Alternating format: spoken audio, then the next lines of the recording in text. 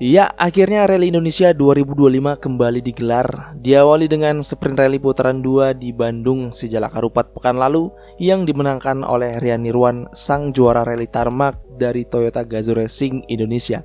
Selamat buat Mas Rian, awal yang positif ya, mudah-mudahan nggak terjadi lagi seperti tahun kemarin yang mana kita tahu lah ya, GR Yaris EP4-nya banyak mengalami problem dan harus DNF di beberapa seri.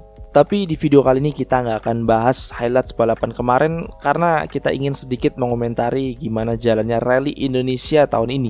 Yang mana sekarang udah hampir memasuki pertengahan tahun 2025 dan udah lama banget kita nggak bahas rally lokal karena emang kita sendiri jarang upload sih.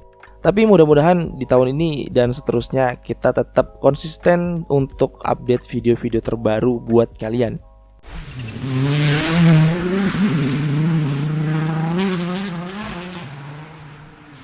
Rally Indonesia 2025, apakah hype-nya akan seru seperti tahun-tahun kemarin? Mengingat dua top driver Indonesia seperti Rihan Fariza dan Haji Rahmat atau yang akrab disapa Uda Ame menyatakan absen untuk tahun 2025. Yang mana Rihan Fariza mengumumkan absen dengan alasan ingin fokus bekerja dan melakukan regenerasi kepada anak sulungnya yang udah memasuki usia 14 tahun. Sementara Uda Ame juga mengumumkan absen karena masih harus melakukan recovery pasca insiden pada Rally South Borneo November tahun lalu yang mengharuskan dirinya dilarikan ke rumah sakit.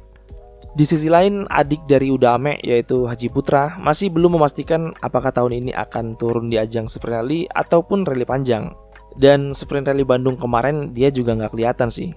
Tapi ya mudah-mudahan minimal nih bisa turun di rally panjang dan melakukan debutnya dengan Ford Puma Rally One guys. Sebenarnya sangat disayangkan tahun ini mereka pada absen karena kalau kita ngelihat 2 tahun belakangan ini Rally Indonesia itu keren banget, dimana trennya begitu positif dengan persaingan yang cukup kompetitif dan gokil sih. Iya, nggak bisa dipungkiri bahwa dengan kehadiran mereka ini membuat Rally Indonesia begitu antusias dan menjadi tontonan yang cukup menarik. Kapan lagi kita ngelihat Rally Indonesia sekeren ini gitu, dengan mobil-mobil yang sangat fresh kalau dibandingkan dengan 5 atau 10 tahun terakhir. Apalagi kalau kalian yang udah pernah nonton langsung atau mengikuti perkembangan Rally Indonesia dalam beberapa tahun terakhir, pasti akan terasa banget perbedaannya. Semua pada kenceng-kenceng dan saling mengalahkan satu sama lain. Dan kalau kalian perhatiin nih, para pembalap kita tuh kayak punya pakemnya masing-masing gitu. Dimana seperti Rian Nirwan yang jago banget di rally tarmac, kemudian Uda Ame si paling kompetitif di rally berdebu seperti Semarang, dan juga ada Rihan Fariza yang susah untuk dikalahkan kalau udah rally di Rambung atau Kalsel yang kita tahu tracknya itu high speed banget gitu. Apalagi tahun kemarin performanya begitu luar biasa, menyapu bersih 3 kemenangan secara berturut-turut yang membawanya menjadi juara nasional Rally 2024. Namun apakah dengan absennya beberapa perali terbaik Indonesia saat ini akan membuat peta persaingan menjadi kurang kompetitif?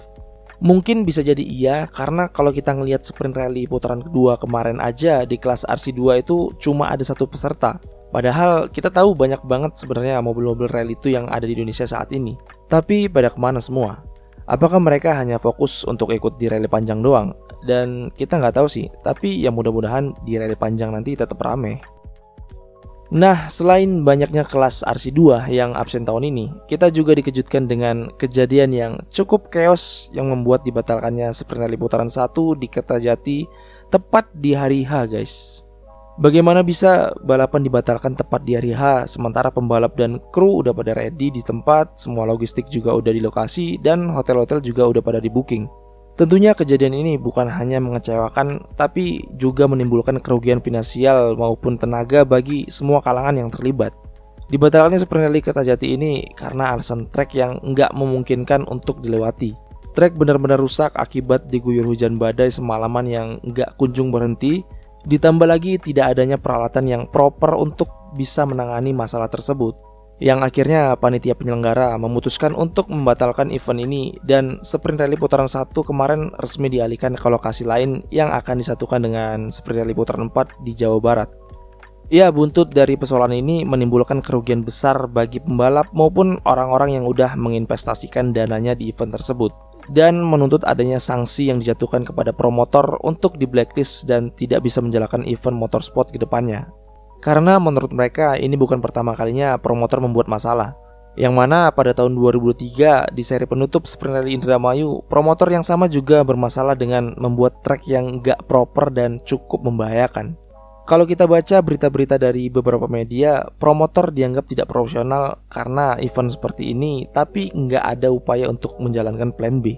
Padahal lokasi yang dijadikan venue Sprint Rally adalah bekas persawahan yang pastinya dataran rendah dan berair. Ditambah lagi seminggu sebelum acara sebenarnya udah ada informasi bahwa trek tersebut jauh dari kata layak. Padahal jika memang belum siap, seharusnya promotor bisa menunda acara atau dialihkan ke tempat lain gitu. Tapi mereka tetap memaksa untuk bisa melaksanakan event tersebut yang berakhir cukup chaos. Dan kejadian ini baru pertama kali dalam sejarah motorsport di Indonesia di mana acara dibatalkan tepat di hari H. Padahal sebentar lagi Indonesia akan menuju sebagai tuan rumah WRC. Bagaimana kedepannya nanti jika event-event seperti ini aja gagal? Apakah Indonesia layak menjadi tuan rumah WRC? Tapi ya tentunya kita sangat berharap karena masih ada waktu hingga 2027 untuk berbenah dan melakukan persiapan yang benar-benar matang. Jadi mungkin segini aja dulu video dari kita. Jika kalian punya pertanyaan atau pendapat, tulis di kolom komentar. Dan terima kasih untuk kalian yang udah menonton.